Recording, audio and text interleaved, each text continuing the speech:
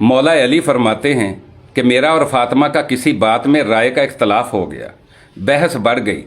मौला अली फरमाते हैं मैंने जलाल में दो चार बातें कर दी, गुस्सा किसी और का था, मैंने जलाल में दो चार बातें कर दी, बात आका करीम तक पहुँच गई। हुजूर सल्लल्लाहु ताला अलैहि वसल्लम तशरीफ़ लाए और हज़रत फ़ातिमा रज़ी अल्लाह ताला अन्हा का हाथ पकड़कर एक कोने में ले गए